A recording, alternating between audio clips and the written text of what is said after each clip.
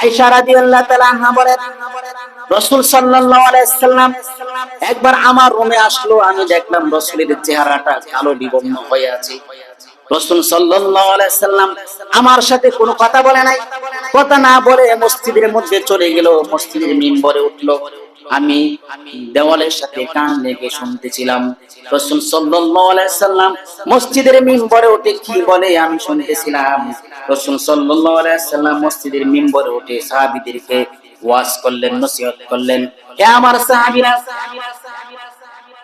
যখন তোমাদের মধ্যে কোন গুনাহের কাজ হইতে দেখবে, দেখার পরেও যদি তোমরা ওই গুনাহের কাজ থেকে সমাজকে বাধা না দাও, যদি কম কেউ গোত্র কেউ লোকদেরকে যদি গুনাহ কাজ থেকে বাধা না দেওয়া হয়, তাহলে আল্লাহ রাসূল সাল্লাল্লাহু আলাইহি সাল্লাম বলেন, তাহলে তোমাদের তিনটা কাজ আল্লাহ তাআলার দরবারে কবুল হবে না।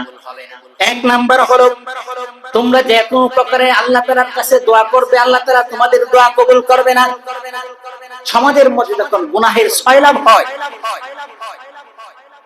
সমাজের মধ্যে সকলেই খারাপ, ভালো আছে না? নেককার মানুষ আছে না? অবশ্যই আছে।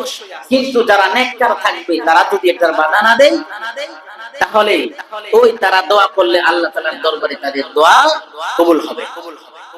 আর যারা গুনাহ করতেছে তো করতেই আছে।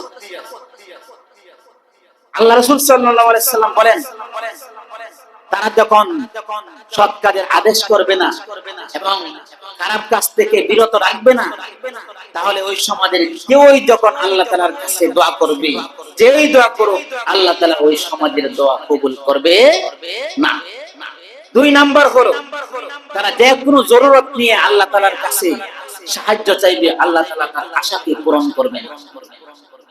দুই নাম্বার হলো, যখন কোন মুসিবত বিপদ আসে, কোন সেই মুসিবতের সময় আল্লাহ তাআলা সেই মুসিবতকে উদ্ধার করবে না।